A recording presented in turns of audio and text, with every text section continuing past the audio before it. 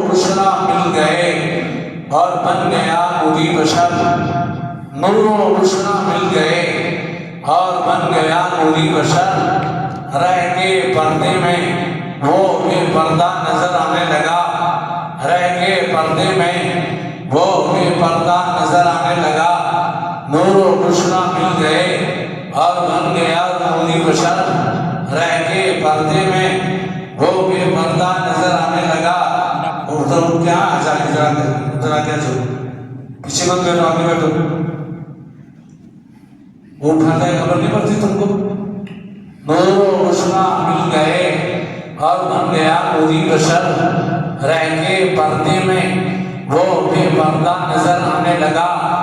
آنکھ جب تک بند تھی ایک آدمی سمجھا تجھے، آنکھ جب تک بند تھی ایک آدمی سمجھا تجھے، اور جب واہ ہو گئی تو کیا کیا نظر آنے لگا۔ آنکھ جب تک بند تھی ایک آدمی سمجھا تجھے، اور جب واہ ہو گئی تو کیا کیا نظر آنے لگا۔ اگر خاموش رہوں میں تو ہی سب کچھ ہے، جو کچھ کہا تو تیرا حسن ہو گیا محدود۔ صلی اللہ علیہ نبی الامی وآلہ وصحبہ وسلم، صلاۃ و سلام علیکہ یا رسول اللہ، صلاۃ و سلام علیکہ یا حبیب اللہ، صلاۃ و سلام علیکہ یا خیر خلق اللہ، صلاۃ و سلام علیکہ یا عرش زینت اللہ، صلاۃ و سلام علیکہ یا نورا من نور اللہ، صلاۃ و سلام علیکہ یا محمد رسول اللہ صلی اللہ علیہ وسلم۔ آئیے بارگاہ مقدسہ میں عقیدت و محبت کے ساتھ بآواز بلند درود پاک کا ہدیہ پیش فرمائیں۔ اللہم صلی علی سیدنا محمد وعلی آل سیدنا مولانا محمد کما تحب و ترضى بأن تصلی علیہ، صلاۃ و سلام علیکہ یا رسول اللہ۔ ایک بار محبت سے اور پڑھیے بآواز بلند، اللہم صلی علی سیدنا محمد وعلی آل سیدنا مولانا محمد کما تحب و ترضى بأن تصلی علیہ، صلاۃ و سلام علیکہ یا رسول اللہ، صلاۃ و سلام علیکہ یا حبیب اللہ، صلاۃ و سلام علیکہ یا خیر خلق اللہ، صلاۃ و سلام علیکہ یا محمد رسول اللہ صلی اللہ علیہ وسلم۔ آئیے بارگاہ مقدسہ میں اور بھی نبی اور نبی کی بارگاہ مقدسہ میں جھک کر پڑھ لیجیے بآواز بلند، اللہم صلی علی سیدنا محمد وعلی آل سیدنا مولانا محمد کما تحب و ترضى بأن تصلی علیہ، صلاۃ و سلام علیکہ یا رسول اللہ، صلاۃ و سلام علیکہ یا حبیب اللہ صلی اللہ علیہ وسلم۔ میں نے جن آیت کریمہ کی تلاوت کا شرف حاصل کیا ہے، اس آیت بینات میں رب کائنات ارشاد فرماتا ہے، پیارے ہم نے آپ کو درجوں بلند کیا، ہم نے آپ کو درجوں بلند، کتنے درجے ہیں خدا جانے، اس کا محبوب جانے، کوئی وضاحت نہیں کتنے درجے، مگر سارے نبیوں سے افضل اور سارے نبیوں کو جو درجے ملے ہیں ان سے کہیں اعلیٰ اور افضل جو ہے درجے میرے نبی کو رب تبارک و تعالیٰ نے عطا فرمایا۔ یہاں تک کہ مثال کے طور پر سمجھنے کے لیے سمجھو کہ نبی کا درجہ اتنا بلند ہوا، اتنا بلند ہوا کہ وہ فقط اللہ کی سیر کرتا ہوا نظر آیا، وہ اتنا بلند ہوا، اتنا بلند ہوا کہ قاب قوسین کی سیر کرتا ہوا نظر آیا، وہ اتنا بلند ہوا، اتنا بلند ہوا کہ رب نے اسے نجم کہا، بلند و بالا نجم کہا، ستارے کی بلندی کہا، ستارے کی چمک کہا، نور کی چمک کہا، اتنے درجوں بلند کیا۔ اور اعلیٰ حضرت نے یہاں کمال کر دیا اور بتا دیا، فرش والے تیری شوکت کا علو کیا جانے، فرش والے تیری شوکت کا علو کیا جانے، خوش روا عرش پہ اڑتا ہے فریرہ تیرا، فرش والے تیری شوکت کا علو کیا جانے، خوش روا عرش پہ اڑتا ہے فریرہ تیرا۔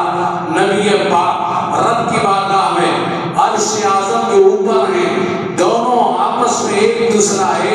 فیصلے سے دیکھ رہے ہیں، مشاہدہ کر رہے ہیں اور معائنہ کر رہے ہیں اور ہم کلامی سے مشرف ہو رہے ہیں۔ رب میرے نبی کی بارگاہ میں بولتے ہیں اور میرا نبی میرے خدا کی بارگاہ میں بولتا ہے۔ نبی سوال کرتے ہیں، اے اللہ تو نے عیسیٰ کو وہ معجزہ دیا جو مادرزاد اندھوں کو اچھا کر دینے والا اور کوڑیوں کو شفا کر دینے والا، تو نے اس کو معجزہ دیا، وہ ایسا نبی کہ مردوں کو زندہ کر دینے والا نبی۔ میرے رب نے فرمایا، اے پیارے ایسی بات نہیں ہے، میں نے جو تجھ کو دیا ہے وہ کسی اور کو نہیں دیا ہے، میں نے تجھے اس پر معمول کیا، میں نے تجھ کو اس پر قبضہ دار بنایا کہ جو مردہ دلوں کو زندگی، مردہ کو زندگی دینے والا عیسیٰ ہو سکتا ہے، لیکن مردہ دلوں کو زندگی دینے والا محمد رسول اللہ، تو نے دلوں کو زندہ کر دیا۔ عیسیٰ نے جو جسمانیت کو مردہ کر زندہ کر دیا، وہ عیسیٰ ظاہری چیز کو زندہ کرتی ہے، اور تیری ذات وہ ہے کہ تو روحانیت کو طبیعیت میں تبدیل کر کے اس میں ایسی پھونک مارتا ہے کہ وہ زندہ ہو جاتا ہے۔ تو نے صدیق کے اندر ایسی پھونک ماری کہ ابا بکر صدیق بنا دیا، تو نے عمر میں ایسی پھونک ماری کہ اس کا مردہ دل جو تھا تو نے اس کو زندہ کر دیا، اور تو نے اس کو فاروق اعظم بنا دیا۔ ایک وہ عثمان تھا کہ جس کا دل زندہ نہیں تھا، مردہ تھا، مگر تیری نگاہ نبوت کی کرن نے عثمان ذوالنورین کے دل کو وہ زندہ کر دیا کہ آج عثمان نہیں، عثمان غنی ذوالنورین کہلانے لگے۔ اے پیارے، تو نے علی مرتضیٰ کے دل کو جو مردہ تھا اس کے زندگی بخشنے کے لیے تو نے ایسی نگاہ نبوت کی کرن ڈالی کہ علی مرتضیٰ شجاعت علی اور حیدر کرار کا پیکر بن گیا۔ حسین وہ ہے جو حسین بن گئے، اعظم بن گئے، شہید اعظم بن گئے، حسن مصطفیٰ اعظم بن گئے۔ اے پیارے، تو نے مردہ دلوں کو زندگی دیا، عیسیٰ نے جسموں کو زندگی دیا۔ بہت فرق ہے پیارے، میں نے جو تجھے دیا ہے وہ کسی اور کو نہیں دیا ہے۔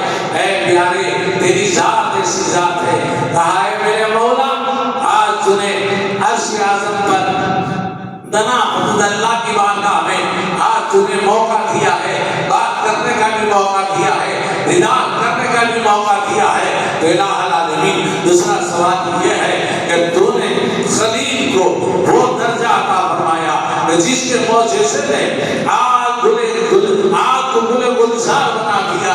آج وہ مقام ہے کہ جیسے کہ موسیٰ کلیم کے بارگاہ میں رب کائنات نے فرمایا تھا، اے موسیٰ بول، تجھے میں نے کلام سے سرفراز کیا، لیکن کیا بات ہے؟ کہا کہ اے میرا الہ العالمین، تیرا حبیب تیری بارگاہ میں موجود ہے، میں وہ تمنا کرتا رہا، وہ عزیزی کرتا رہا، وہ خاکساری کرتا رہا، تیری بارگاہ میں جستجو کرتا رہا کہ میں تیرا دیدار کروں، میں تیری بارگاہ میں آ جاؤں، لیکن تو نے قربیت نہیں دیا، تو نے دیدار نہیں دیا، اور تو نے لن ترانی کی آواز میری بارگاہ میں میرے کانوں تک گوش و گزار کر دیا۔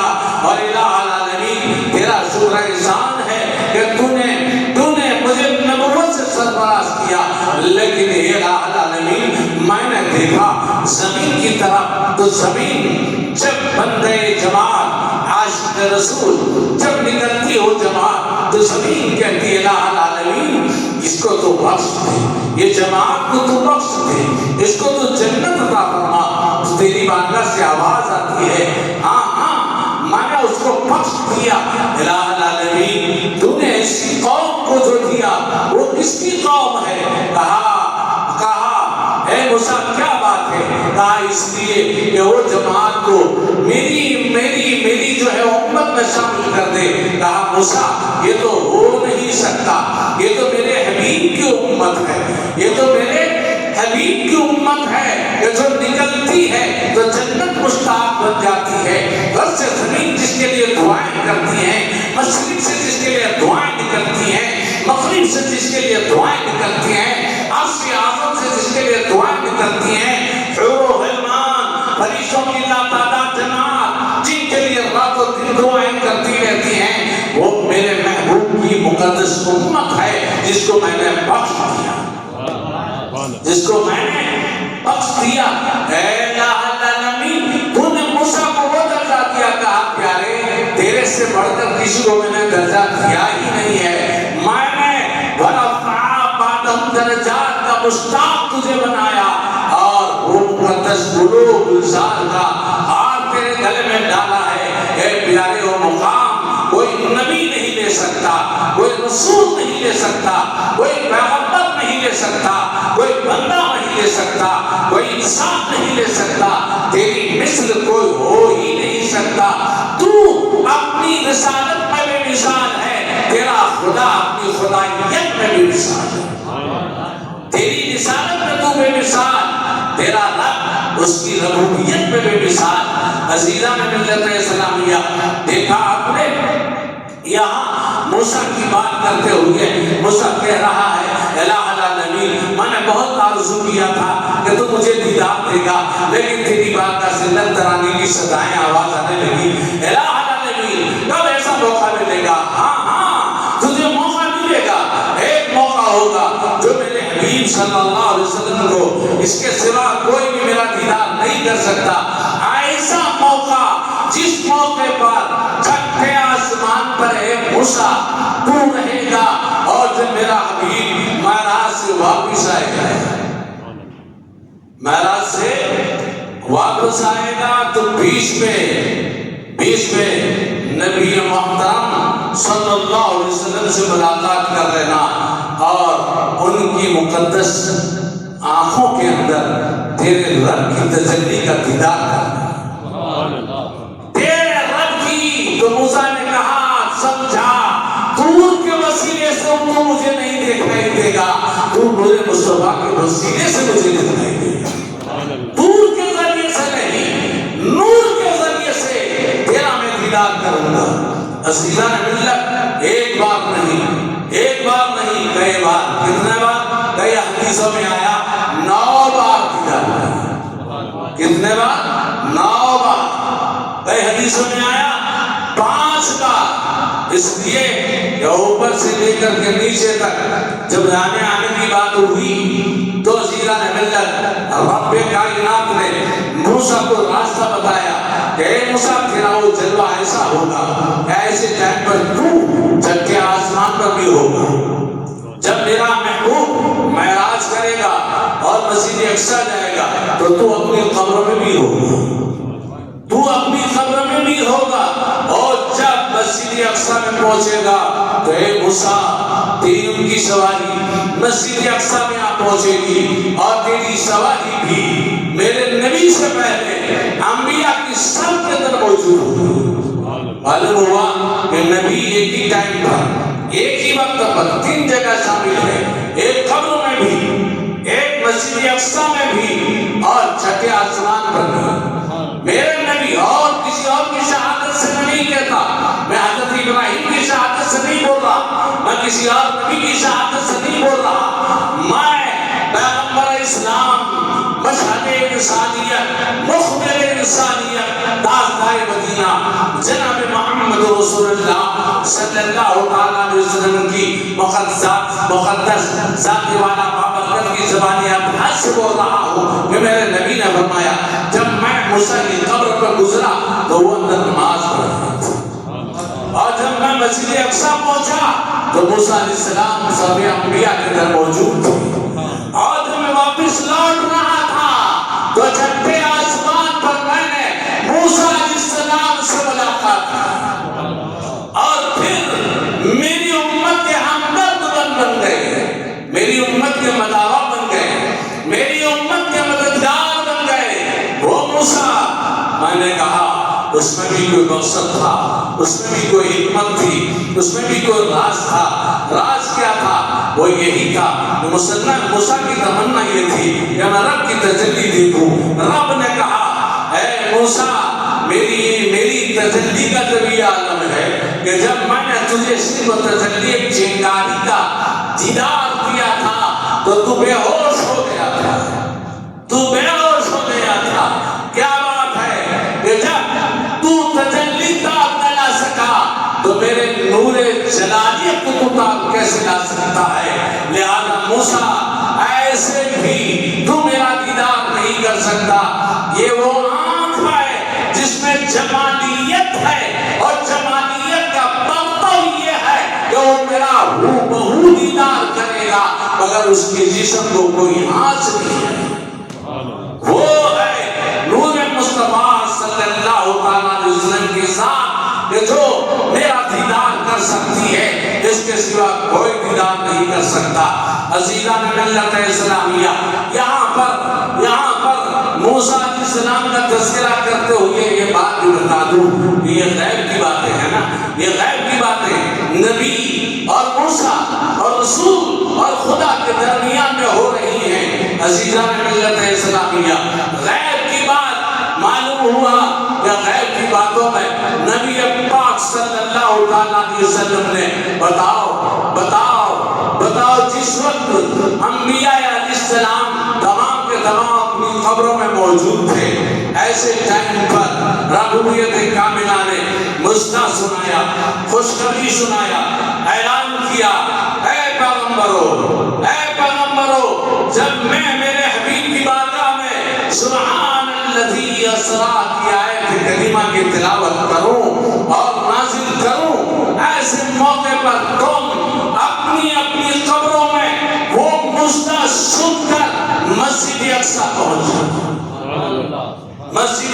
پہنچ جانا اس لیے کہ تمہارا پہنچنا بھی ضروری ہے. جب تم پہنچو گے تو سنو تمہیں وہ فضیلت ملے گی میرا محبوب امام ہوگا اور تم مقتدی بنو گے.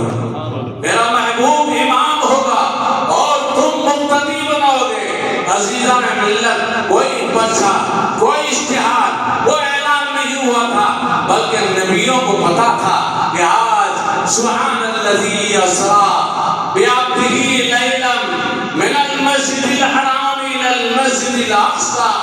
آج پیغمبر اسلام رب کی بارگاہ میں حاضر ہونے والے ہیں. عزیزان ملت سارے انبیاء اپنے جسم صدوری کے ساتھ ہاتھ پیر آنکھ ناک کان تمام جسموں کے ساتھ اٹھ کر کے بارگاہ قدوس میں عبادت بھی کرتے ہیں اور نبی پاک کے پیچھے عبادت کرنے کے لیے نماز پڑھنے کے لیے تقویٰ کرنے کے لیے بارگاہ رسالت میں مسجد اقصیٰ میں حضرت آدم تا عیسیٰ روح اللہ جتنے کم و بیش 1,24,000 پیغمبر کم و بیش 2,24,000 پیغمبر وہاں پر رونق افروز تھے.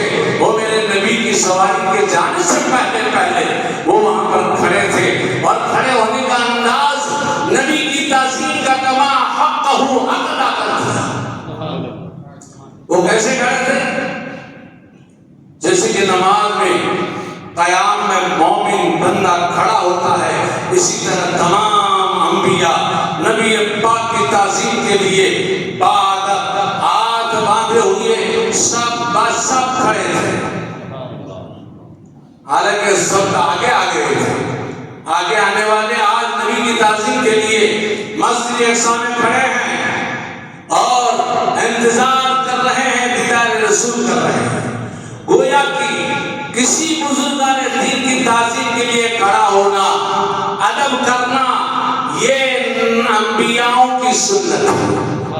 یہ انبیاءوں کی سنت ہے. انبیاءوں نے رسول اللہ کا ادب کیا اور امت نے اپنے بزرگان دین کا ادب کیا. گویا کہ انہوں نے نبی پاک کا ادب اور تعظیم کیا اور امت نے بزرگان دین کا ادب کیا. اس لیے یہ طریقہ میرے نبی نے اپنی امت کو بھی سکھایا.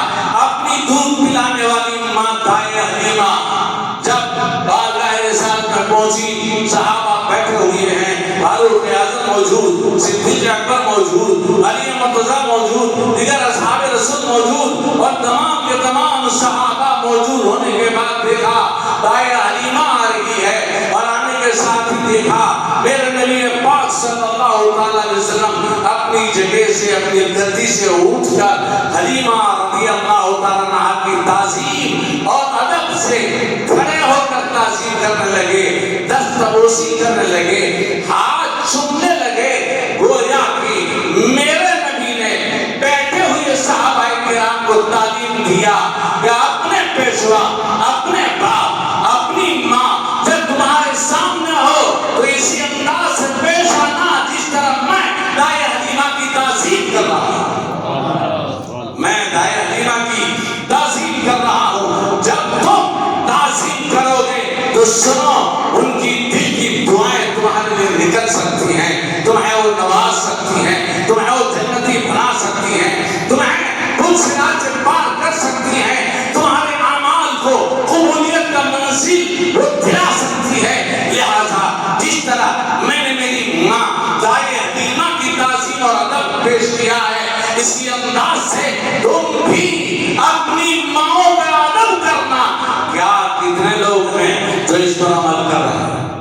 गाली देते हो, भूत की नौक मारते हो, या फिर गाली से उनकी अमल रब्त करते हो, या फिर उनकी आवभगत करते हो, या उनकी दुआएं लेते हो, या उनकी बद्दुआएं लेते हो? क्या करते हो? गोया कि हम इस तरह पेश नहीं आते जिस तरह मेरे नबी ने अपनी माँ का अदब किया, मेरे सहाबा ने उनकी माँ का अदब किया, सहाबा के बाद तबा ताबईन ने उनकी माँ और बाप का अदब किया। इसलिए तो कुरान कहता है वबिल वालिदैनि इहसाना, माँ बाप का एहसान का बदला मौमिन उतार नहीं सकता, अदा कर नहीं सकता। इस मौमिन के लिए इमाम हसन बसरी फरमाते हैं, एक आदमी पूछा, आया कहा हजरत मैंने 7 हज किया, मैंने 7 हज किया है और माँ का अदब क्या ये आलम, जब मैं माँ को जो आंखों से अंधी, कान से बहरी, मुंह से लूंगी, पैर से लूंगी, ऐसी माँ को मैं हज करने भी ले गया, मगर कंधे पर बैठ कर बिठा करके ले गया, बगैर कुछ तकलीफ के उसको वहां तक पहुंचा था। और हज का अरकान अदा करने के बाद मदीनतुल मुनव्वरा में पहुंचा, वहां आका के दरबार की हाजिरी पेश की, अम्मी को इशारा किया, ये कमली वाले का दरबार है। मेरी अम्मी ने खामोश आवाज से, आंसू टपकती हुई आवाज में ऐसी हकीकत बयान की कि दोस्त चीख मार कर उसी वक्त उसकी रूह परवाज की। इन्ना लिल्लाहि व इन्ना इलैहि राजिऊन।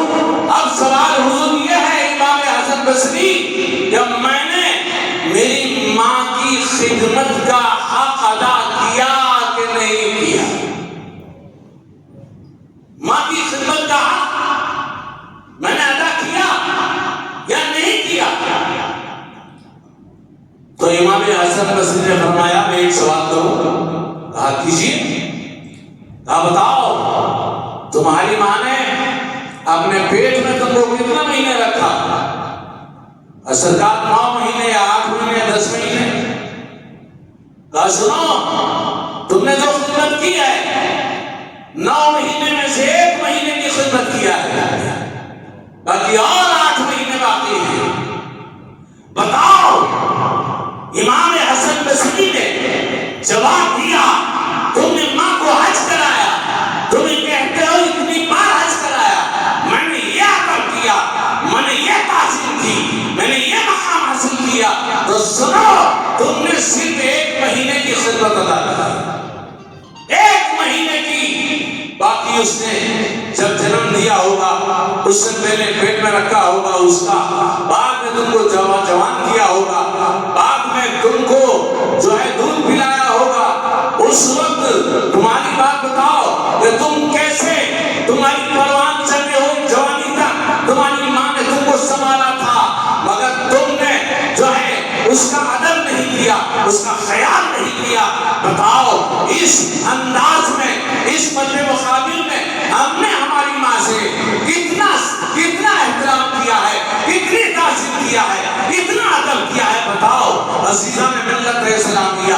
ذرا سوچو میرے نبی پاک صلی اللہ علیہ وسلم نے مشکات شریف میں فرمایا کہ اگر ماں صبح اٹھ کر بیٹا اپنے بستر سے اٹھتا ہے، اٹھنے کے ساتھ ہی اللہ اکبر کی صدا پر سالت بیٹھ پکارتا ہے اور ماں کے چہرے کو خوشی سے جھوٹ کر کے دیکھتا ہے، تو اس کا دیکھنا ایک حج کا ثواب ہے. اس کا دیکھنا، مسکرا کر دیکھنا ایک حج کا ثواب. اور تعظیم کر لے تو کتنا ثواب. امام حسن بتلاتے ہیں کہ 7 حج کا ثواب ہے. کئی بزرگوں نے دین فرماتے ہیں حج مبرور کا ثواب. ذرا غور تو کیجئے، حج مبرور، 7 حج کتنا پیسہ خرچ کر کے بھی ہم جاتے ہیں اور حاجی کہلاتے ہیں. مگر میں پوچھتا ہوں یہ حاجی حج کرنے والوں، تم جا تو رہے ہو، مگر ذرا اپنے گھر ماں میں جھانک کر کے دیکھنا، کہیں ماں کا دل دکھا کر کے تو نہیں جا رہے ہو، کہیں ماں کو تکلیف دے کر کے تو نہیں جا رہے ہو، کہیں ماں کو پریشان کر کے تو نہیں جا رہے ہو. موضوع الگ ہو رہا ہے، میں میرے بات پر آ رہا ہوں. موسیٰ علیہ السلام نے فرمایا اے موسیٰ، میں توریت میں جب اس قوم کو دیکھتا ہوں، جس قوم کو میں جنت میں جاتے آتے دیکھتا ہوں، تو جنت کہتی ہے الہ العالمین یہ بندوں کو کہہ دے کہ وہ باہر نہ نکلیں، اس لیے کہ ہم اس کے مشتاق ہیں، تو ہمارے پاس رہیں، ہمیں قرار ملتا ہے، ہمیں سکون ملتا ہے. اللہ رب العزت ارشاد فرماتا ہے جنت فکر مت کر. تو کہا یا رسول اللہ اتنی بڑی شان رکھنے والی امت جب جنت سے باہر نکلتی ہے تو جنت بے قرار ہو جاتی ہے. میں سوچتا ہوں ایسی امت میری امت میں شامل کر دے. سبحان اللہ. ایسی امت میری امت میں شامل کر دے. تو کہا نہیں اے موسیٰ، یہ امت تیری نہیں ہو سکتی، نہ آدم کی ہو سکتی ہے، نہ عیسیٰ کی ہو سکتی ہے، نہ یحییٰ کی ہو سکتی ہے، نہ ابراہیم کی ہو سکتی ہے، نہ صدیق کی ہو سکتی ہے، نہ یونس کی ہو سکتی ہے، نہ ایوب کی ہو سکتی ہے، نہ یعقوب کی ہو سکتی ہے. اگر یہ امت ہے تو میرے پیارے حبیب کی امت ہے. یہ امت ہے تو میرے پیارے حبیب کی امت ہے. انشاءاللہ باقی موضوع باقی رہے گا، آنے والی جمعہ کو باتوں آگے پڑھائیں گے، جلدی سے آنے کی کوشش کریں. وآخر دعوانا ان الحمدللہ رب العالمین. سنت و علا کرنے کے لیے